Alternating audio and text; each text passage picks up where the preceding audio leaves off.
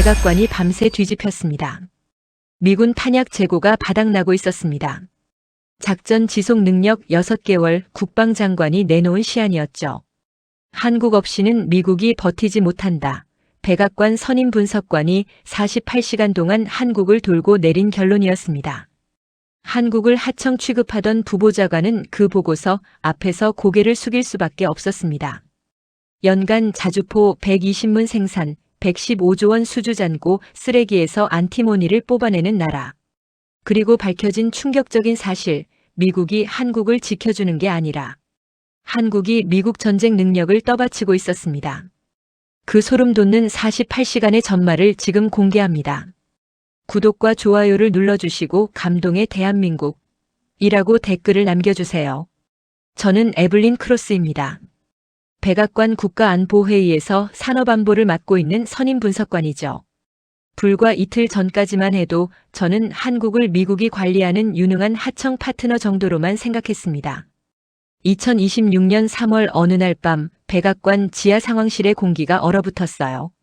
중동 전선 탄약 재고량을 나타내는 숫자들이 붉게 깜빡이기 시작했습니다. 미사일 잔량 그래프가 위험 수준 아래로 떨어졌고 핵심 광물 비축표가 동시에 경고음을 울렸죠. 국방장관의 목소리가 회의실을 가득 채웠습니다. 이대로 가면 6개월 안에 미국의 작전 지속 능력이 크게 꺾인다는 말이었어요. 제 상관 그랜트 볼턴은 태연하게 팔짱을 끼고 앉아 있었습니다. 62살의 그는 방산업계와 깊은 연주를 가진 인물이었죠. 그의 입에서 나온 말은 간단했어요. 일본은 느리고 호주는 작다. 결국 한국한테 더 떠넘기면 된다는 거였습니다. 저는 고개를 끄덕였어요. 왜냐하면 제 머릿속 한국은 아버지가 젊은 시절 보았던 미군 보급에 기대던 나라 그대로였기 때문입니다. 아버지는 과거 주한미군 군수장교 출신이었어요. 어린 시절부터 저는 아버지에게서 같은 말을 들으며 자랐죠. 한국은 예전엔 미군 보급 없으면 아무것도 못하던 나라였다고요. 그날 밤 회의가 끝나고 볼턴이 저를 따로 불렀습니다. 그의 사무실 책상 위에 비행기표가 놓여 있었어요. 인천행이었죠. 볼턴은 제 눈을 똑바로 보며 말했습니다. 가서 확인해 오되 한국이 미국에 얼마나 의존하는지만 보고하라고요. 제 승진이 이번 보고서에 달려있다는 걸 굳이 말하지 않아도 알 수 있었습니다. 저는 그 비행기표를 받아들었어요. 제 손에 쥐어진 순간에도 저는 확신했습니다. 이번 임무는 한국이 얼마나 미국 없이는 못 버티는지 확인하는 절차일 뿐이라고요. 제 가방에는 이미 예상 보고서 초안이 들어있었습니다. 한국의 기술은 좋지만 결국 미국 시스템에 의존한다는 내용으로 채워진 문서였죠. 호텔 방에서 짐을 싸면서 저는 창밖을 바라봤어요. 워싱턴의 밤하늘이 희미하게 빛나고 있었습니다. 제 마음속 깊은 곳에서는 뭔가 불편한 감정이 스쳐 지나갔지만 저는 그것을 무시했어요. 숫자와 데이터를 믿는 사람이 감정에 휘둘려서는 안 된다고 스스로를 다독였죠. 다음 날 아침 공항으로 가는 차 안에서 저는 아버지가 남긴 낡은 사진첩을 펼쳤습니다. 1970년대 한국의 모습이 담긴 사진들이었어요. 흙탕길, 낡은 막사, 보급품을 받기 위해 줄 선 한국군의 모습. 아버지는 그 시절을 자랑스럽게 이야기하곤 했죠. 미국이 한국을 지켜준 시절이라고요. 저는 사진첩을 덮으며 생각했습니다. 50년이 지났어도 본질은 변하지 않았을 거라고요. 한국은 여전히 미국의 우산 아래 있는 나라일 거라고 믿었어요. 제가 가서 확인할 것은 그저 그 사실을 재확인하는 것뿐이라고 생각했죠. 비행기에 오르면서 저는 태블릿을 켰습니다. 한국 관련 자료들이 화면을 가득 채웠어요. 반도체 수출액, 경제 성장률, 무역 의존도. 숫자들은 인상적이었지만 저는 그것이 전부 미국 시장과 미국 기술에 기댄 결과라고 해석했습니다. 기내식을 먹으면서 저는 볼턴의 말을 되새겼어요.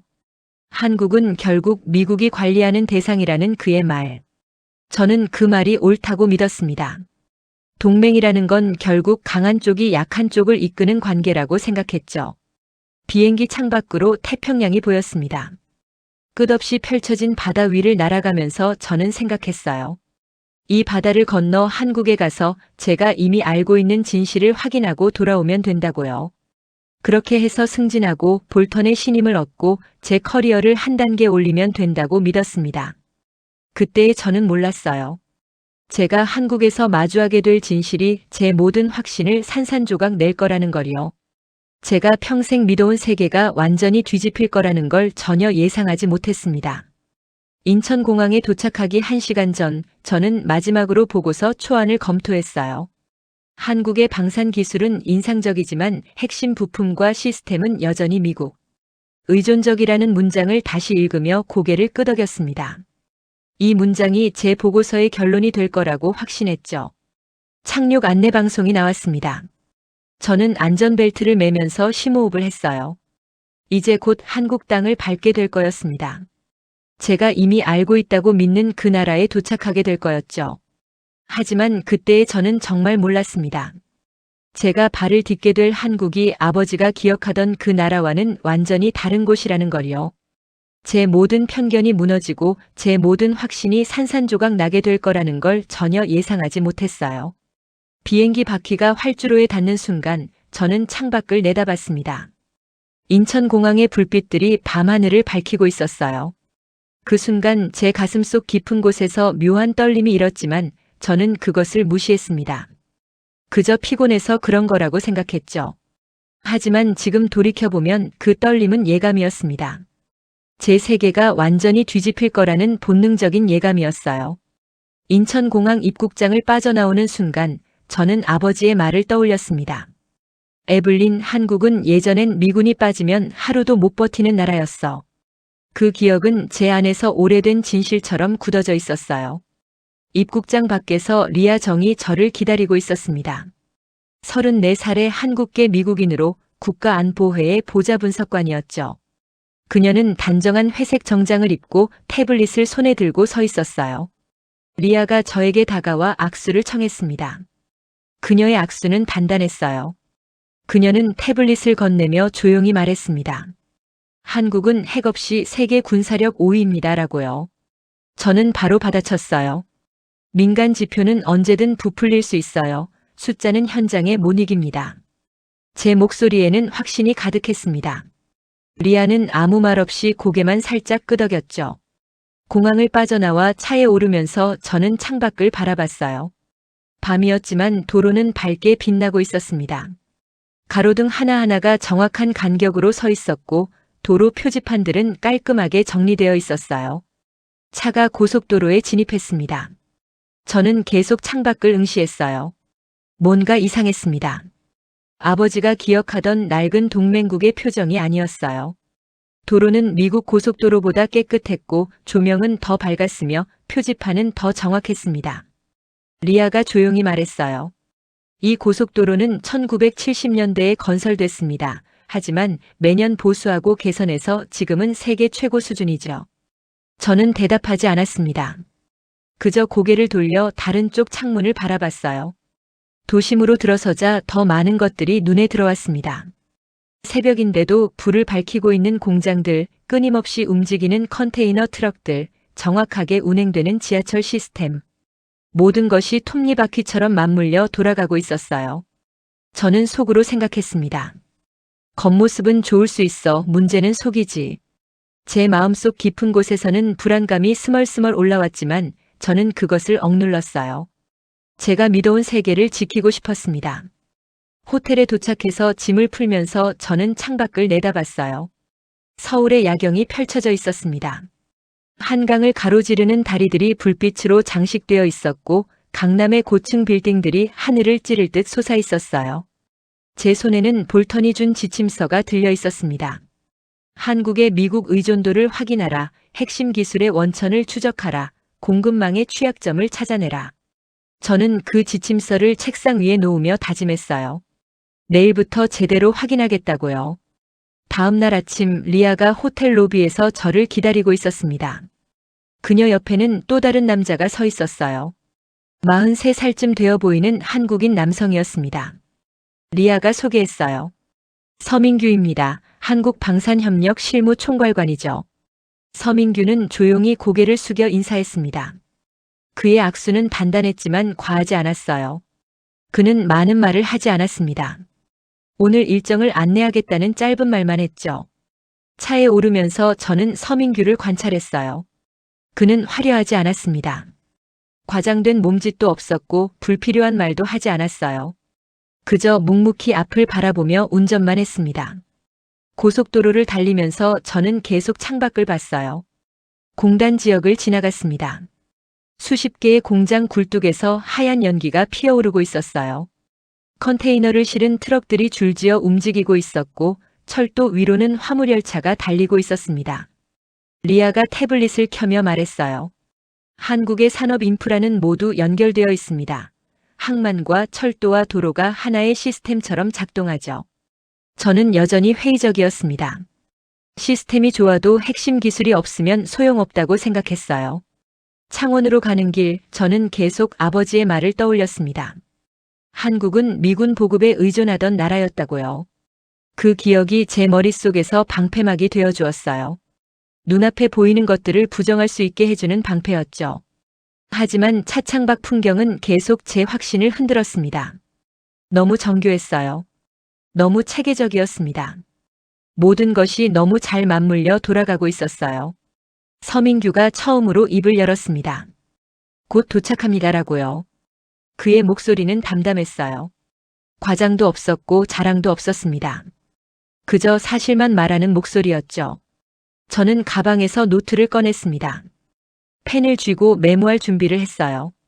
오늘 제가 확인할 것은 한국이 여전히 미국에 의존하고 있다는 증거였습니다. 그것만 찾으면 되는 거였어요. 하지만 제 손이 미세하게 떨리고 있었습니다. 저 자신도 모르게요. 왜 떨리는지 알 수 없었어요. 불안한 건지 기대하는 건지 아니면 두려운 건지 구분할 수 없었습니다. 창원 공장 정문이 보이기 시작했어요. 거대한 철문 위에 회사 로고가 걸려 있었습니다. 문이 천천히 열리기 시작했어요. 그 순간 저는 심호흡을 했습니다. 이제 곧 진실을 마주하게 될 거였어요. 제가 믿어온 진실인지 아니면 완전히 다른 진실인지. 문이 완전히 열렸습니다. 저는 눈을 크게 떴어요. 그리고 제 심장이 철렁 내려앉는 걸 느꼈습니다.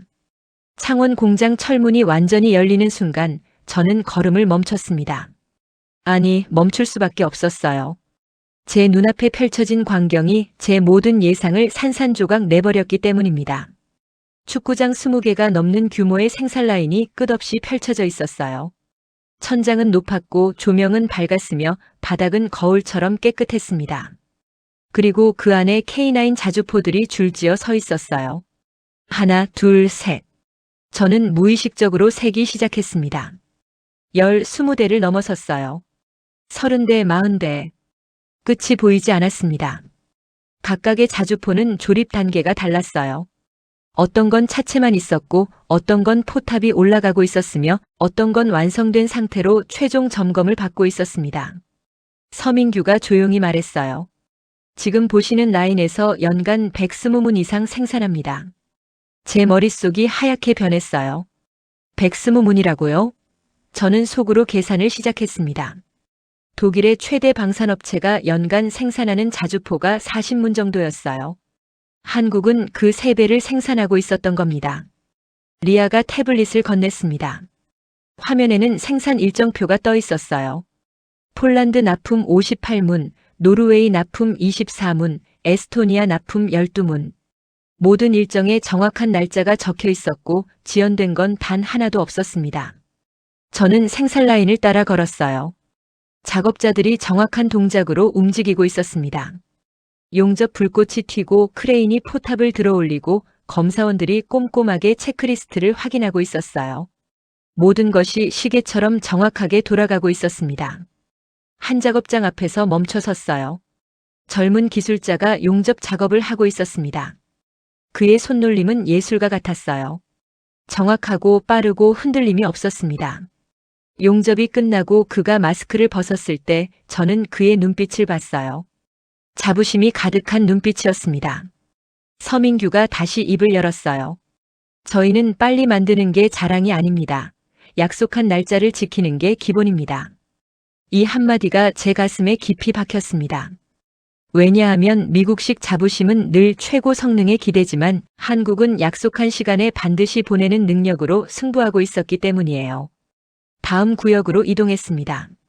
K2 전차 조립 라인이었어요. 50톤짜리 강철 덩어리들이 줄지어 서 있었습니다. 검은색 차체에 포탑이 장착된 모습은 위압적이었어요. 그때 한 전차가 움직이기 시작했습니다.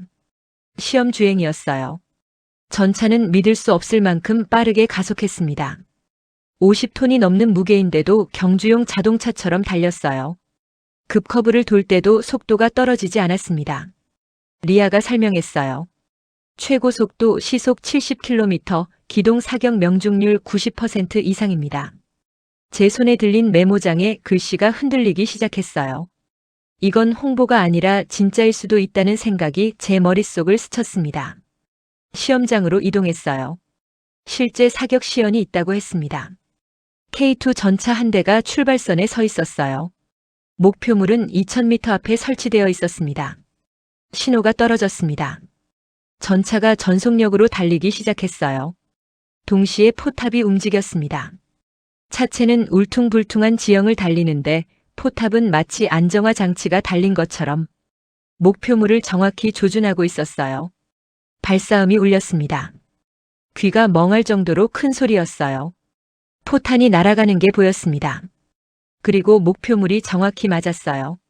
움직이면서 쏜 건데 명중시켰습니다. 저는 숨을 참고 있었어요. 두 번째 목표물이 나타났습니다. 전차는 여전히 달리고 있었어요. 다시 발사음이 울렸고 다시 명중했습니다. 세 번째, 네 번째 목표물도 마찬가지였어요. 리아가 조용히 말했습니다. 미국 M1A1 에이브람스와 동급이거나 일부 성능은 더 우수합니다. 제 목구멍이 바짝 말랐어요. 물을 마셨지만 갈증은 사라지지 않았습니다. 다시 생산 라인으로 돌아왔어요. 완성된 K9 자주포들이 출하 대기 중이었습니다. 각 자주포에는 목적지가 적힌 태그가 붙어 있었어요. 폴란드, 노르웨이, 에스토니아, 호주. 세계 곳곳으로 출하될 준비가 되어 있었습니다. 한 검사원이 최종 점검을 하고 있었어요. 저는 그에게 다가가 물었습니다. 불량률이 어떻게 되냐고요? 그는 고개를 들어 저를 봤습니다. 0.3% 미만입니다라고 대답했어요. 0.3%라고요? 제 목소리가 떨렸습니다. 그는 고개를 끄덕였어요. 저희는 한 대라도 문제가 있으면 출하하지 않습니다라고 말했습니다. 저는 그 순간 깨달았어요. 이건 단순히 무기를 만드는 공장이 아니었습니다. 이건 전쟁 지속 능력 그 자체를 생산하는 시스템이었어요. 빠르게 정확하게 약속된 날짜에 맞춰서 절대 실패하지 않는 시스템이었습니다. 회의실로 이동했어요. 벽면에 거대한 스크린이 걸려 있었습니다. 서민규가 리모컨을 들고 설명을 시작했어요. 현재 수주 잔고가 115조 원입니다라고 했습니다. 115조 원이라는 숫자가 제 머릿속에서 울렸어요. 미국 달러로 환산하면 약 850억 달러였습니다. 한 나라의 방산 수주액이 그 정도라고요? 저는 믿을 수 없었어요. 스크린에 국가별 수주 현황이 떴습니다. 폴란드 30조 원, 호주 20조 원, 노르웨이 10조 원. 유럽의 전통 강국들이 한국 무기를 사고 있었어요. 나토 회원국들이 줄을 서서 한국 무기를 주문하고 있었습니다. 리아가 덧붙였어요. 이건 단순 판매가 아닙니다. 기술 이전과 현지 생산 지원까지 포함된 패키지입니다. 한국은 무기를 파는 게 아니라 방산 생태계 전체를 수출하고 있었어요. 저는 의자에 앉았습니다. 다리에 힘이 풀렸기 때문이에요. 제 손에 든 노트를 내려다봤습니다. 아침에 적었던 메모들이 보였어요. 한국의 미국 의존도 확인, 핵심 기술 원천 추적, 공급망 취약점 발견. 이제 그 메모들이 우스꽝스러워 보였습니다. 서민규가 마지막으로 말했어요. 저희는 팔고 끝나는 쪽이 아닙니다. 책임지고 끝까지 가는 쪽입니다. 그의 목소리는 여전히 담담했지만 그 한마디가 제 가슴 깊은 곳을 쳤어요. 공장을 나서면서 저는 뒤를 돌아봤습니다. 생산 라인의 불빛이 여전히 밝게 빛나고 있었어요. 작업자들은 쉬지 않고 움직이고 있었습니다. 크레인이 포탑을 들어올리고 용접 불꽃이 튀고 검사원들이 체크리스트를 확인하고 있었어요. 차에 오르면서 저는 창밖을 바라봤습니다. 제 심장이 아직도 빠르게 뛰고 있었어요. 제가 믿어온 세계가 흔들리고 있었습니다. 아버지가 말했던 한국, 볼턴이 말했던 한국, 제가 확신했던 한국. 그 모든 게 흔들리고 있었어요. 하지만 저는 아직 완전히 무너지지 않았습니다. 아직 확인할 게 더 있다고 생각했어요. 이건 단지 생산 능력일 뿐이라고, 진짜 핵심 기술은 다를 거라고 믿고 싶었습니다. 다음 목적지는 울산이었어요. 재련소라고 했습니다. 거기서 뭘 보게 될지 저는 몰랐어요. 하지만 불안감이 점점 커지고 있었습니다. 제 확신이 점점 무너지고 있다는 걸 느낄 수 있었어요. 울산으로 가는 고속도로 위에서 저는 계속 생각에 잠겨 있었습니다. 창원에서 본 것들이 제 머릿속을 떠나지 않았어요. 120문의 자주포, 115조 원의 수주잔고, 0.3%의 불량률. 숫자들이 계속 제 뇌리를 맴돌았습니다. 리아가 조용히 말했어요. 이제 보시게 될 건 무기보다 더 중요한 겁니다. 저는 고개를 돌려 그녀를 봤습니다. 무기보다 더 중요한 게 뭐냐고 물었어요. 리아는 미소를 지으며 대답했습니다. 전쟁을 지속시키는 힘입니다라고요. 울산 재련소에 도착했을 때 저는 또 한 번 놀랐어요. 공장 규모가 상상을 초월했습니다.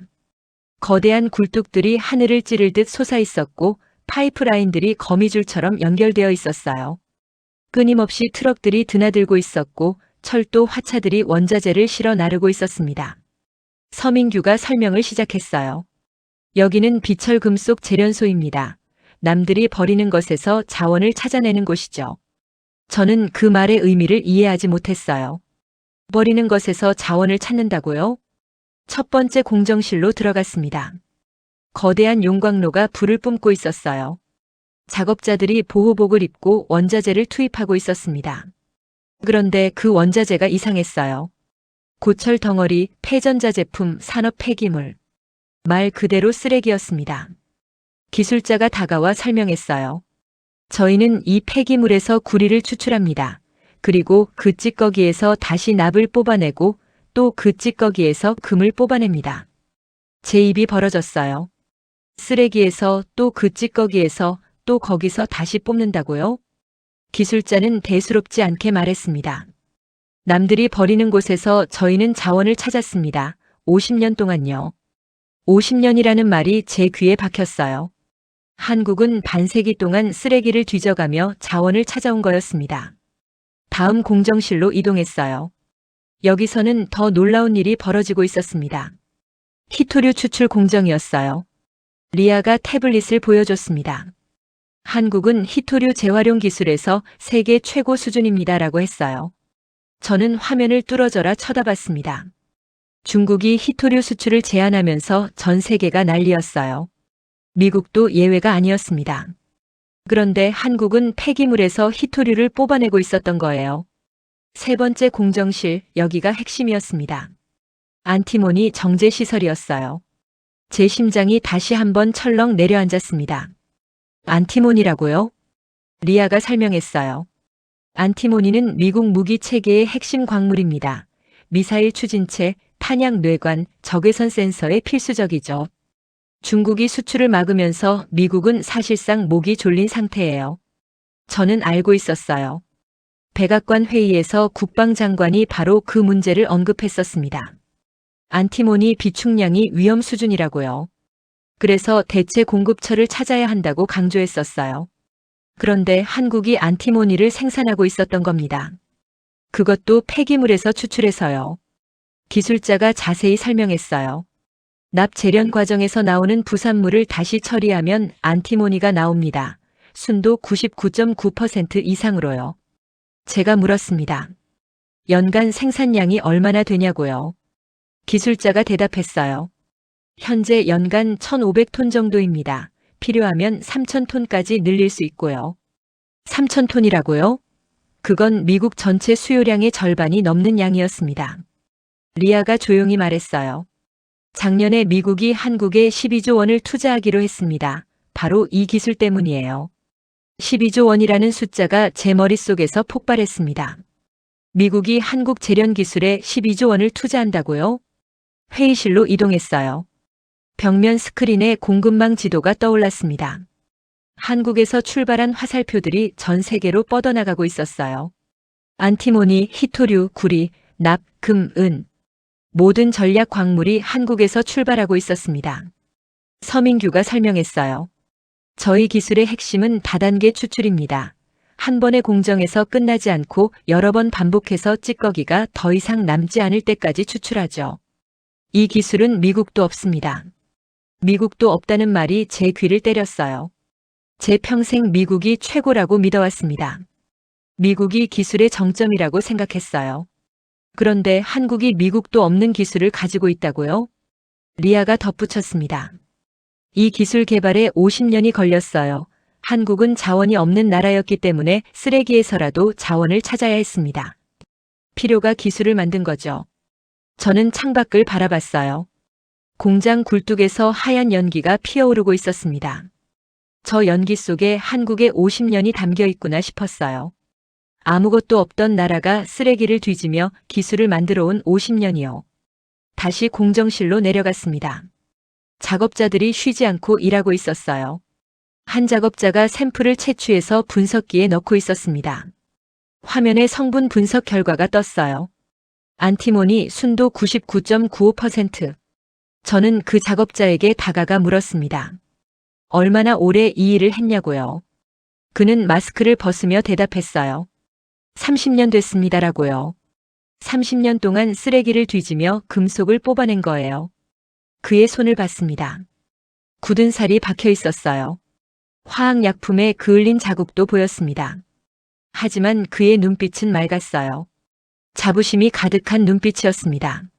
제가 물었어요. 힘들지 않냐고요. 그는 웃으며 대답했습니다. 처음엔 힘들었죠. 하지만 이제는 자랑스럽습니다. 우리가 만든 금속이 세계로 나간다는 게요. 저는 그 순간 무언가를 깨달았어요. 이건 단순히 기술의 문제가 아니었습니다. 이건 생존의 문제였어요. 자원이 없으면 죽는다는 절박함이 이 기술을 만든 거였습니다. 밖으로 나왔어요. 해가 저물고 있었습니다. 공장 조명이 하나둘씩 켜지기 시작했어요. 야간 작업이 시작되는 거였습니다. 이 공장은 24시간 쉬지 않고 돌아간다고 했어요. 차에 오르면서 저는 태블릿을 켰습니다.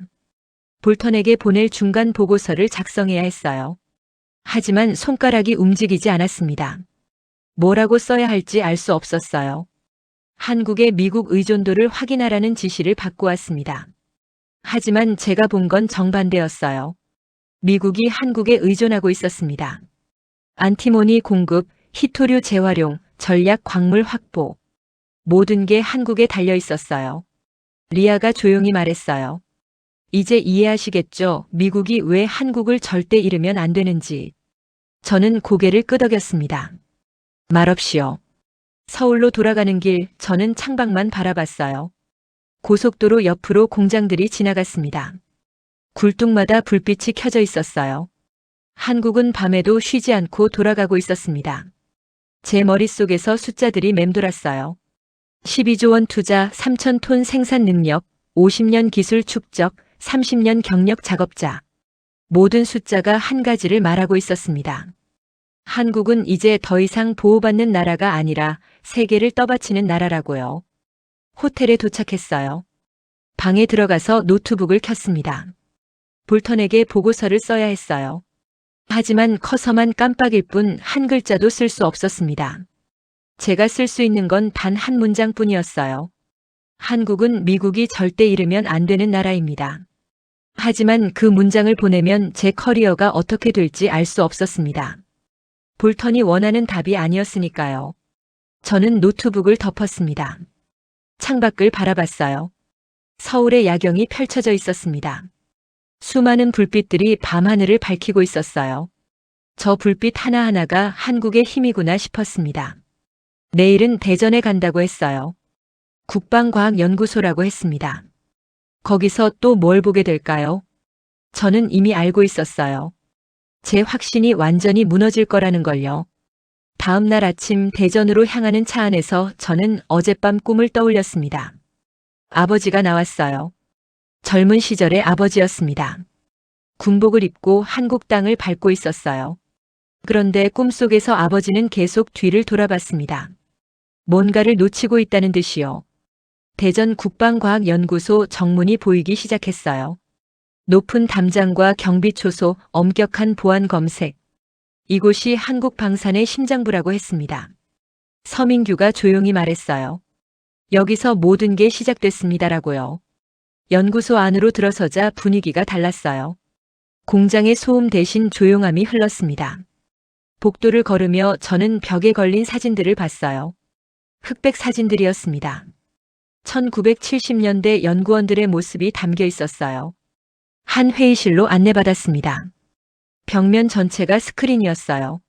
서민규가 리모컨을 들고 설명을 시작했습니다. 1970년 한국은 총 한자로 제대로 못 만들던 나라였습니다. 스크린에 옛날 사진이 떴어요. 낡은 작업장, 구식 공구들, 젊은 연구원들의 모습. 리아가 덧붙였어요.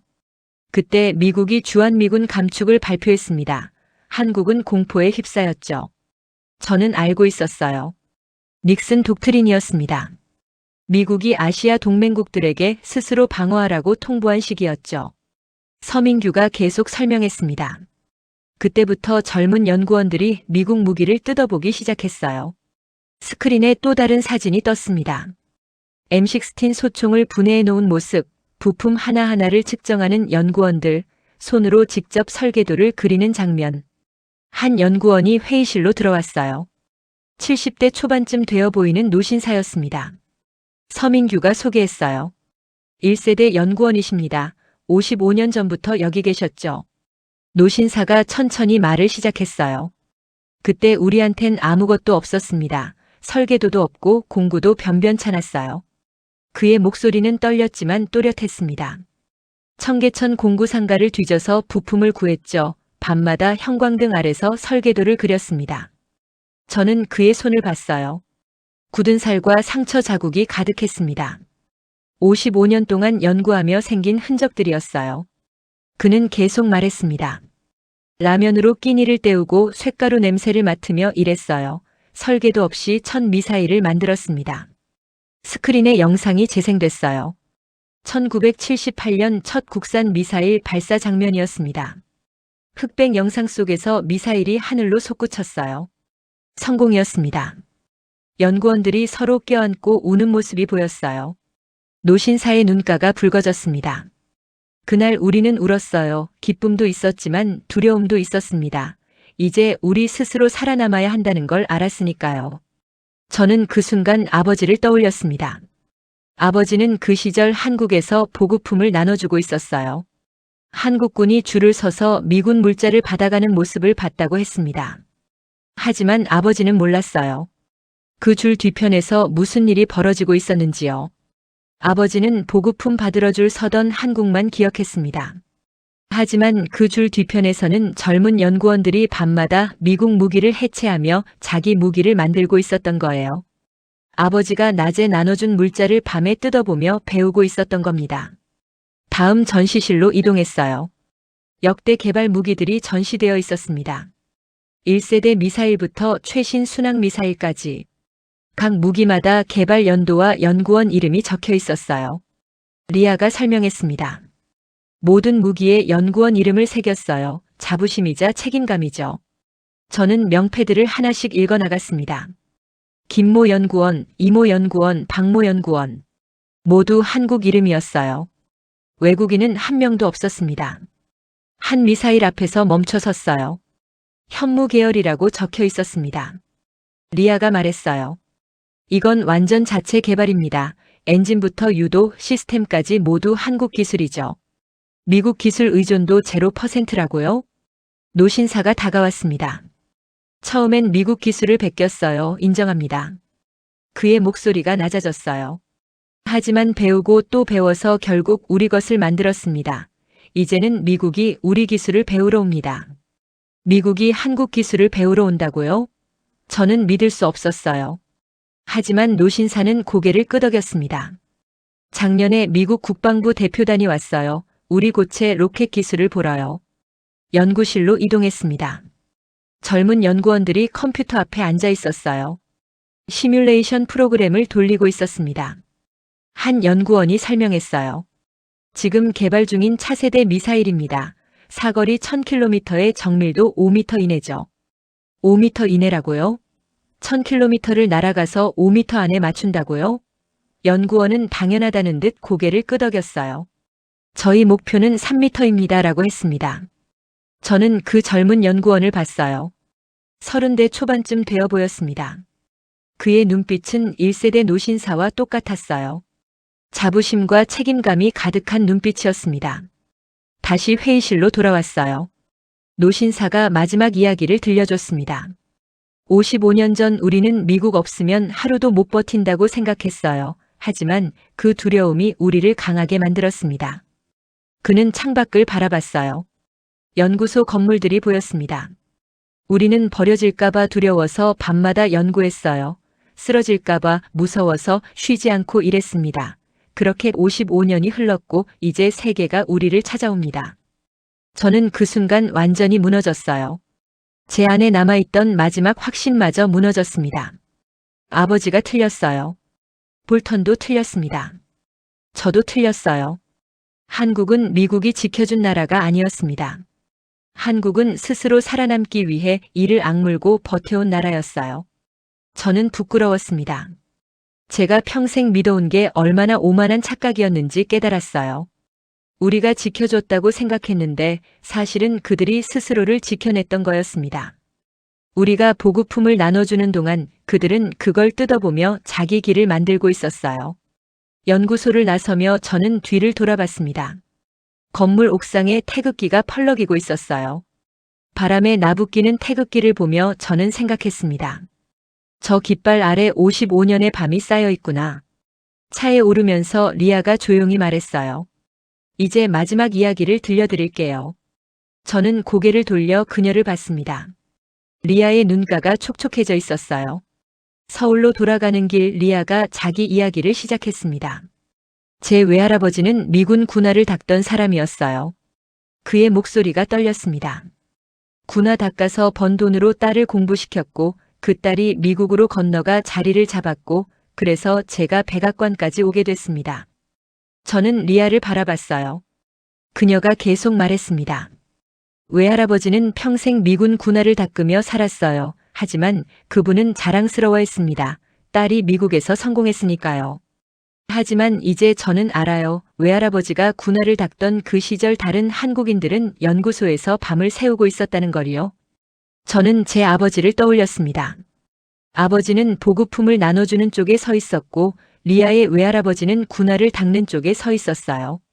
한 사람은 지키는 쪽이었고 한 사람은 살아남는 쪽이었습니다. 하지만 반세기가 지나 두 가문의 후손이 지금 같은 차에 타고 있었어요. 그리고 함께 보고서를 쓰고 있었습니다. 미국이 한국 없이는 버티지 못한다는 보고서를요. 저는 창밖을 바라봤습니다. 해가 지고 있었어요. 공장 굴뚝들이 하나둘씩 불을 밝히기 시작했습니다. 한국의 밤이 시작되고 있었어요. 55년 전 연구원들이 밤을 새우던 그 밤처럼요. 호텔 방에 돌아와서 저는 노트북을 켰습니다. 볼턴에게 중간 보고를 해야 했어요. 하지만 키보드 앞에 앉아서 한참을 멍하니 있었습니다. 뭐라고 써야 할지 도무지 알 수 없었어요. 제가 확인하러 온 건 한국의 미국 의존도였습니다. 하지만 제가 본 건 정반대였어요. 미국이 한국에 의존하고 있었습니다. 안티모니 공급, 무기 생산 속도, 자체 기술 개발. 모든 게 한국 중심으로 돌아가고 있었어요. 커서만 깜빡이고 있었습니다. 저는 창밖을 바라봤어요. 서울의 야경이 펼쳐져 있었습니다. 수많은 불빛들이 밤을 밝히고 있었어요. 저 불빛 하나하나에 사람들의 땀과 시간이 담겨 있구나 싶었습니다. 핸드폰이 울렸어요. 리아였습니다. 내일 일정 확인차 전화했다고 했어요. 그리고 조용히 물었습니다. 괜찮으세요? 저는 대답하지 못했어요. 괜찮지 않았으니까요. 리아가 말했어요. 내일 마지막으로 한 곳만 더 가시죠. 그러면 모든 퍼즐이 맞춰질 겁니다. 저는 알겠다고 대답했습니다. 전화를 끊고 다시 노트북을 봤어요. 여전히 빈 화면이었습니다. 그날 밤 저는 잠을 이루지 못했어요. 계속 생각이 맴돌았습니다. 창원 공장의 자주포들, 울산 재련소의 쓰레기 더미, 대전 연구소의 흑백 사진들. 모든 장면이 제 머릿속을 스쳐 지나갔어요. 새벽 4시쯤 됐을까요? 저는 침대에서 일어나 창가에 섰습니다. 서울의 새벽이 밝아오고 있었어요. 아직 어두운 하늘 아래 공장들의 불빛이 보였습니다. 밤새 일하는 사람들이 있었던 거예요. 아침이 되자 리아가 호텔로 왔어요. 그녀 표정이 평소와 달랐습니다. 뭔가 단단히 결심한 듯한 얼굴이었어요. 오늘 제 개인적인 이야기를 하나 더 들려드릴게요라고 했습니다. 차에 오르며 리아가 말을 시작했어요. 제 외할아버지 이야기는 어제 했죠. 오늘은 외할머니 이야기를 하려고요. 저는 조용히 들었습니다. 외할머니는 한국 전쟁 때 부산까지 피난 내려갔어요. 리아의 목소리가 낮아졌어요. 거기서 미군 부대 근처 빨래방에서 일했습니다. 미군 군복을 빨고 다녔죠. 그렇게 번 돈으로 가족을 먹여 살렸어요.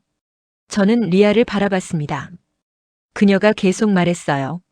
외할머니는 평생 그 일을 자랑스러워하지 않으셨어요. 오히려 부끄러워하셨죠.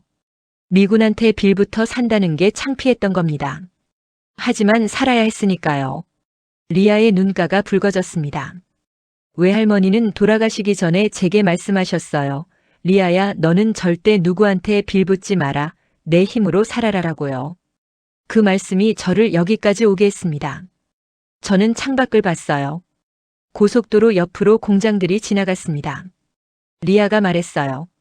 외할머니가 미군 빨래를 하던 그 시절 다른 한국인들은 공장에서 나사못을 만들고 있었어요. 그리고 그 나사못이 지금 전차가 됐고 미사일이 됐습니다. 제 가슴이 먹먹해졌어요. 두 세대의 이야기가 겹쳐졌습니다. 제 아버지와 리아의 외할아버지, 저와 리아.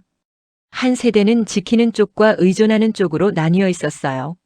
하지만 다음 세대는 함께 보고서를 쓰고 있었습니다. 목적지에 도착했어요. 작은 박물관이었습니다. 한국산업화 역사박물관이라고 적혀 있었어요. 서민규가 기다리고 있었습니다. 그가 말했어요. 마지막으로 보여드릴 게 있습니다. 박물관 안으로 들어섰어요. 첫 번째 전시실에는 1960년대 사진들이 걸려 있었습니다. 흙탕길, 판잣집, 굶주린 아이들. 제 아버지가 봤던 한국이 거기 있었어요. 두 번째 전시실로 이동했습니다. 1970년대 공장 사진들이었어요. 어린 여공들이 재봉틀 앞에 앉아 있었고 젊은 노동자들이 용광로 앞에서 땀을 흘리고 있었습니다. 밤샘 작업하는 모습도 보였어요. 세 번째 전시실, 1980년대였습니다. 자동차 공장, 조선소, 전자공장. 규모가 커지기 시작했어요. 하지만 여전히 사람들은 땀을 흘리며 일하고 있었습니다. 네 번째 전시실에서 저는 멈춰 섰어요. 1990년대 반도체 공장 사진이었습니다. 무균복을 입은 연구원들이 정밀 장비 앞에 서 있었어요. 그리고 벽면에 큰 글씨로 적혀 있었습니다. 우리는 기술로 승부한다. 다섯 번째 전시실, 2000년대였어요. 첨단 기술 연구소들, 로봇 공장들, 우주 발사체 개발 장면들. 한국은 완전히 달라져 있었습니다. 하지만 한 가지는 변하지 않았어요. 사람들의 눈빛이었습니다. 50년 전이나 지금이나 똑같은 눈빛이었어요. 절대 포기하지 않겠다는 눈빛. 마지막 전시실에 들어섰습니다. 현재 모습이었어요. K9 자주포, K2 전차, 현무 미사일, 안티모니 재련 기술. 제가 이틀 동안 봤던 모든 게 거기 있었습니다. 그리고 벽면 중앙에 큰 문구가 적혀 있었어요. 우리는 버려질까 두려워 시작했고 살아남기 위해 달렸으며 이제 세계와 함께 간다. 저는 그 문구 앞에서 한참을 서 있었습니다. 눈물이 흘러내렸어요. 제가 왜 우는지 알 수 없었습니다. 부끄러움인지 감동인지 아니면 깨달음인지 구분할 수 없었어요. 서민규가 조용히 말했어요. 에블린 씨, 이게 한국입니다. 누구한테도 빌붙지 않고 스스로 살아남은 나라죠. 그의 목소리는 떨리지 않았어요. 담담했습니다. 하지만 그 담담함이 더 무겁게 다가왔어요. 박물관을 나서며 저는 뒤를 돌아봤습니다. 60년의 역사가 저 안에 담겨 있었어요. 제 아버지가 봤던 한국은 첫 번째 전시실에 있었습니다. 하지만 그건 이미 사라진 나라였어요. 지금의 한국은 완전히 다른 나라였습니다. 차에 오르며 리아가 물었어요. 이제 어떻게 하실 거예요? 저는 알고 있었습니다. 제가 해야 할 일을요. 볼턴에게 진실을 보고해야 했어요. 설령 제 커리어가 끝나더라도요.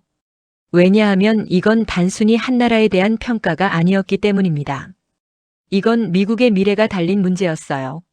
한국을 하청 파트너로 대하면 미국은 무너질 겁니다. 한국을 전략 파트너로 대해야 미국이 살아남을 수 있었어요. 서울로 돌아오는 길 내내 저는 보고서를 머릿속으로 정리했습니다. 어떻게 쓸지 결정했어요.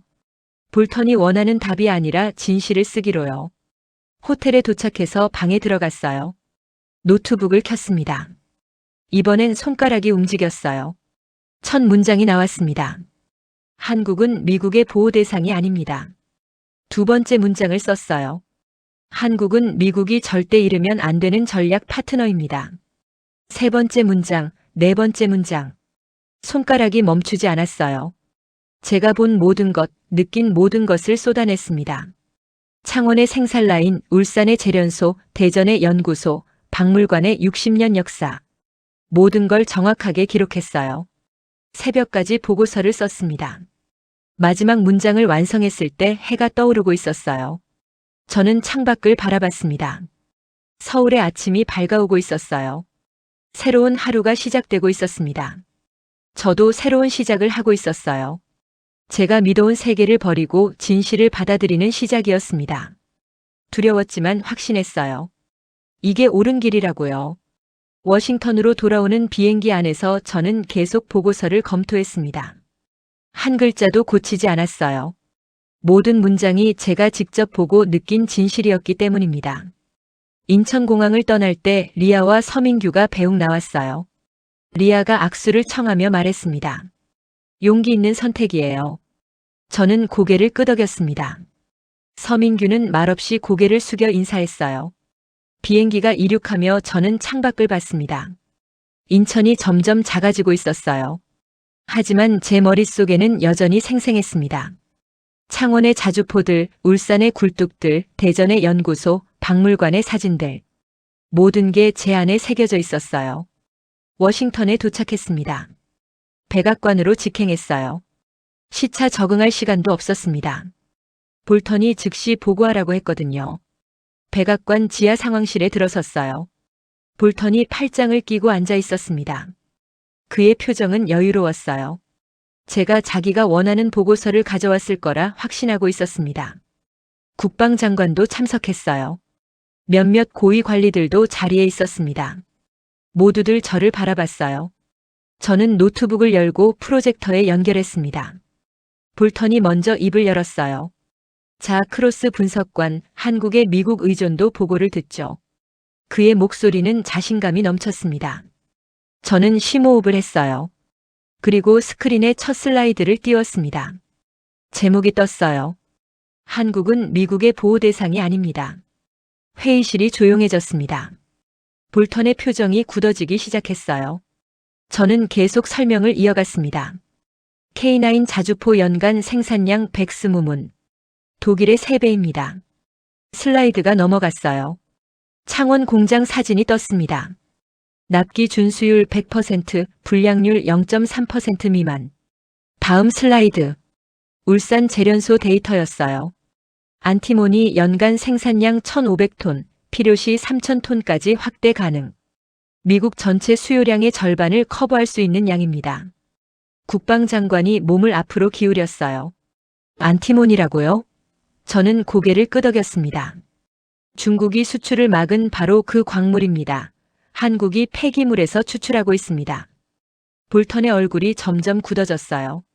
하지만 저는 멈추지 않았습니다. 다음 슬라이드를 넘겼어요. 대전 연구소 데이터였습니다. 국산 미사일 개발 55년 역사, 현재 미국 기술 의존도 0%. 한 관리가 물었어요. 0%라고요? 저는 대답했습니다. 엔진부터 유도 시스템까지 모두 자체 개발입니다. 일부 기술은 미국보다 앞서 있습니다. 다음 슬라이드. 수출 실적이 떴어요. 115조 원 수주 잔고 주요 고객 폴란드, 노르웨이, 호주. 모두 나토 회원국이거나 미국 동맹국들입니다. 저는 회의실을 둘러봤어요. 모든 사람이 스크린에 집중하고 있었습니다. 볼턴만 팔짱을 끼고 인상을 쓰고 있었어요. 마지막 슬라이드를 띄웠습니다.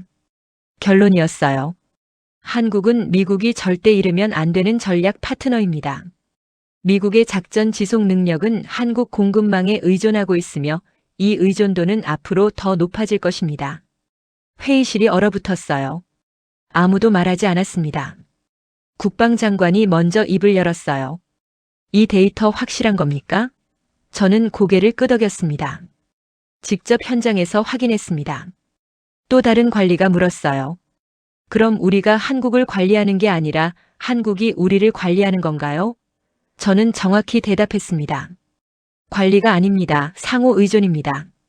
하지만 현재 균형은 우리가 생각했던 것과 반대입니다. 볼턴이 마침내 입을 열었어요. 크로스 분석관, 당신은 한국 홍보를 하러 간 겁니까? 그의 목소리에 분노가 섞여 있었습니다. 저는 차분하게 대답했어요. 저는 사실을 보고하러 갔습니다. 그리고 사실을 가져왔습니다. 제 목소리는 떨리지 않았어요. 한국을 하청 파트너로 취급하면 미국은 전쟁 지속 능력을 잃게 될 겁니다. 국방장관이 볼턴을 봤어요. 그랜트, 이 보고 심각한 것 같은데요. 볼턴은 대답하지 않았습니다. 그의 얼굴이 붉어지고 있었어요. 저는 마지막 슬라이드를 하나 더 띄웠습니다. 55년 전 대전 연구소 흑백 사진이었어요. 젊은 연구원들이 형광등 아래서 설계도를 그리고 있었습니다. 이 사람들이 55년 동안 해온 일의 결과가 지금입니다. 제 목소리가 낮아졌어요. 우리가 보급품을 나눠줄 때 그들은 그걸 뜯어보며 배웠고 우리가 철수를 고민할 때 그들은 스스로 살기를 만들었습니다. 회의실이 조용했어요. 모두들 그 사진을 바라보고 있었습니다. 저는 계속 말했어요. 이제 그 결과를 우리가 필요로 하고 있습니다. 안티모니, 미사일, 전차, 자주포. 모두 미국 작전 능력의 핵심입니다. 국방장관이 고개를 끄덕였어요. 알겠습니다. 크로스 분석관, 상세 보고서 제출해 주시죠. 저는 노트북에서 파일을 꺼냈습니다. 이미 준비돼 있습니다. 볼턴이 의자를 뒤로 젖혔어요. 그는 한참을 아무 말 없이 천장만 바라봤습니다. 회의실의 모든 시선이 그에게 쏠렸어요. 마침내 볼턴이 고개를 숙이며 말했습니다. 내가 틀렸군. 단 3단어였어요. 하지만 그 3단어가 회의실 전체를 흔들었습니다. 그는 저를 봤어요. 그의 눈빛이 달라져 있었습니다. 좋은 보고였습니다, 크로스. 그리고 다시 고개를 숙였어요. 회의가 끝나고 국방장관이 저를 따로 불렀습니다. 잘했어요, 크로스. 용기 있는 보고였습니다. 저는 감사하다고 대답했어요. 복도를 걸어 나오며 저는 창밖을 봤습니다. 워싱턴의 하늘이 맑았어요. 제 가슴이 후련했습니다. 진실을 말했기 때문이에요. 사무실로 돌아왔어요. 책상 위에 아버지 사진이 놓여 있었습니다. 젊은 시절 군복 입은 아버지였어요. 저는 그 사진을 오래 바라봤습니다. 아버지는 한국을 지켜준 나라라고 믿으며 살았어요. 하지만 이제 저는 알았습니다. 한국은 스스로를 지켜낸 나라였다는 걸요. 그리고 이제는 미국까지 떠받치고 있다는 걸요. 저는 아버지 사진을 가슴에 안았습니다. 미안해요, 아버지. 하지만 이게 진실이에요. 그날 밤 집에 돌아와서 저는 오래된 상자 하나를 꺼냈습니다. 아버지 유품 상자였어요. 몇 년 전 돌아가신 아버지가 남기신 물건들이 들어 있었습니다. 낡은 사진첩을 펼쳤어요. 1970년대 한국 사진들이 가득했습니다. 흙탕길, 낡은 막사, 보급품을 받으러 줄 선 한국군들. 아버지가 평생 기억한 한국이 거기 있었어요. 저는 핸드폰을 꺼냈습니다. 아버지 연락처가 아직 지워지지 않고 남아 있었어요. 물론 전화해도 받지 않을 걸 알고 있었습니다. 하지만 저는 그 번호를 오래 바라봤어요. 그리고 혼잣말처럼 보고하기 시작했습니다. 아버지, 제가 한국에 다녀왔어요. 목소리가 떨렸습니다. 아버지가 흙탕길을 걷던 그 나라예요. 하지만 그 나라는 이제 없어요, 아버지. 제 눈에서 눈물이 흘러내렸어요. 아버지가 보급품을 나눠주던 그 나라는 이제 미국이 돈을 들고 찾아가는 나라가 됐어요. 아버지가 약하다고 믿었던 그 군대는 지금 세계가 배우는 군대를 만들고 있어요. 제 목소리가 더 떨렸습니다. 아버지가 도와줘야 한다고 생각했던 그 나라는 지금 우리까지 지키고 있어요. 저는 사진첩을 덮었습니다. 그리고 이틀 동안 봤던 장면들을 하나씩 떠올렸어요. 새벽 공장 불빛 아래 용접하던 사람, 찌꺼기 성분표를 매일 들여다보던 기술자, 설계도 없이 부품을 깎던 젊은 연구원, 납품 날짜를 맞추겠다고 밤샘하던 노동자들. 그들의 얼굴이 하나씩 스쳐 지나갔어요. 이름도 모르는 사람들이었습니다. 하지만 그들이 한국을 만든 거였어요.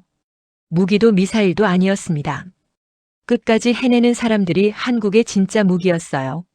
창원 공장에서 만났던 젊은 용접공을 떠올렸습니다. 그의 손놀림은 예술가 같았어요. 정확하고 빠르고 흔들림이 없었습니다.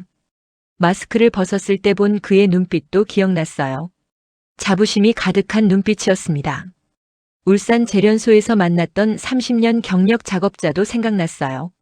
굳은 살 박힌 손, 화학약품에 그을린 자국. 하지만 그는 자랑스럽다고 했습니다. 우리가 만든 금속이 세계로 나간다고요. 대전 연구소의 1세대 연구원 노신사도 잊을 수 없었어요. 70대의 그가 55년 전 이야기를 할 때 눈빛이 반짝였습니다. 라면으로 끼니를 때우고 형광등 아래서 설계도를 그렸다는 그 시절을요. 박물관에서 봤던 1970년대 여공들 사진도 떠올랐어요. 재봉틀 앞에 앉아 밤샘 작업하는 어린 소녀들. 그들이 번 돈이 한국 경제의 씨앗이 됐다고 했습니다. 모두 이름 없는 사람들이었어요. 역사책에 나오지 않는 사람들이었습니다. 하지만 그들이 한국을 만든 거였어요. 하루하루 땀 흘리며 밤마다 일하며 절대 포기하지 않으며 만든 나라였습니다. 저는 다시 아버지 사진을 봤어요. 그리고 말했습니다. 아버지는 한국을 지켜줬다고 믿으셨죠. 하지만 진실은 달라요. 한국은 스스로를 지켜냈어요. 아버지가 낮에 보급품을 나눠줄 때 그들은 밤에 그걸 뜯어보며 배웠어요. 아버지가 떠날 준비를 할 때 그들은 혼자 살 준비를 했습니다. 그렇게 50년이 흘렀고 이제 그들이 우리를 떠받치고 있어요. 제 눈물이 멈추지 않았어요. 아버지한테 화난 게 아니었습니다. 슬픈 것도 아니었어요. 그저 깨달음이 너무 커서 눈물이 났던 겁니다. 우리는 평생 틀린 이야기를 믿고 살았어요. 미국이 한국을 지켰다는 이야기를요. 하지만 진실은 한국이 스스로를 지켰고 이제 미국까지 지키고 있다는 거였습니다. 저는 노트북을 열었어요. 아버지에게 쓰는 마지막 편지를 작성하기 시작했습니다. 보낼 수는 없지만 써야 할 것 같았어요. 친애하는 아버지. 타자를 치기 시작했습니다. 저는 아버지가 평생 믿었던 이야기가 틀렸다는 걸 발견했어요. 하지만 아버지를 원망하지 않습니다. 아버지는 아버지가 본 것만 믿었을 뿐이니까요. 아버지는 보급품 받으러 줄 선 한국만 봤어요. 하지만 그 줄 뒤편을 보지 못했습니다. 거기서 연구원들이 밤을 새우고 있었다는 걸 몰랐어요. 아버지는 미군 군화를 닦는 한국인을 봤어요. 하지만 그들의 딸이 미국에서 박사 학위를 받고 백악관에 들어갈 거라는 걸 몰랐습니다. 아버지는 약한 나라를 도와줬다고 믿었어요. 하지만 그 나라는 도움을 받으면서도 스스로 일어설 준비를 하고 있었습니다. 그리고 이제 그들이 일어섰어요. 저는 타자를 멈췄습니다. 그리고 마지막 문장을 썼어요. 아버지, 한국의 진짜 무기는 전차도 미사일도 아니에요. 끝까지 해내는 사람들이에요. 그 사람들이 쓰레기에서 금속을 뽑아내고 밤새 설계도를 그리고 약속한 날짜를 반드시 지키며 한국을 만들었어요. 그리고 이제 그들이 세계를 떠받치고 있습니다. 파일을 저장했습니다. 보내지는 않을 거예요. 하지만 쓰고 나니 마음이 편해졌습니다. 창밖을 봤어요. 워싱턴의 밤이 깊어가고 있었습니다. 하지만 지구 반대편 한국에서는 아침이 밝고 있을 거예요. 공장들이 돌아가고 연구원들이 출근하고 작업자들이 용접을 시작하고 있을 겁니다. 저는 미소를 지었어요. 한국은 쉬지 않는구나. 55년 전에도 그랬고 지금도 그렇구나. 제 핸드폰이 울렸습니다. 리아였어요. 보고 잘하셨다고 들었습니다. 저는 고맙다고 대답했어요. 리아가 말했습니다. 외할아버지가 살아계셨다면 기뻐하셨을 거예요. 전화를 끊고 저는 다시 아버지 사진을 봤습니다. 아버지, 저는 이제 알아요. 한국은 우리가 지켜준 나라가 아니라 함께 살아남은 나라예요. 그리고 이제 함께 가야 할 파트너입니다. 책상 서랍을 열었어요.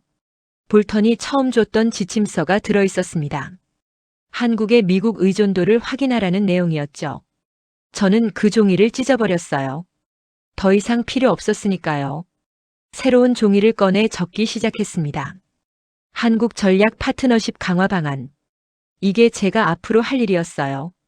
한국을 관리 대상이 아니라 동등한 파트너로 대하는 방법을 만드는 거였습니다. 밤새 작업했어요. 해가 떠올랐습니다. 새로운 하루가 시작됐어요. 저도 새로운 시작을 하고 있었습니다. 진실을 알았고 진실을 받아들였으며 이제 진실대로 일하기 시작한 겁니다. 아버지 사진을 다시 책상 위에 놓았어요. 그리고 말했습니다. 아버지, 지켜봐 주세요. 제가 아버지가 못 본 진실을 세상에 알릴게요. 한국은 우리의 파트너라는 진실을요. 워싱턴의 아침 햇살이 사무실로 들어왔습니다. 따뜻했어요. 저는 노트북을 열고 일을 시작했습니다. 오늘부터 모든 게 달라질 거였어요. 한국을 보는 미국의 시선이 달라질 거였습니다. 그리고 그 변화의 시작에 제가 서 있었어요. 한국을 무시하던 분석관에서 한국의 가치를 세상에 알리는 사람으로 변한 제가요. 감동특별시의 이야기는 여러분의 구독과 좋아요, 작은 관심으로 이루어집니다. 감동시민들의 이야기는 내일도 찾아오겠습니다. 감사합니다.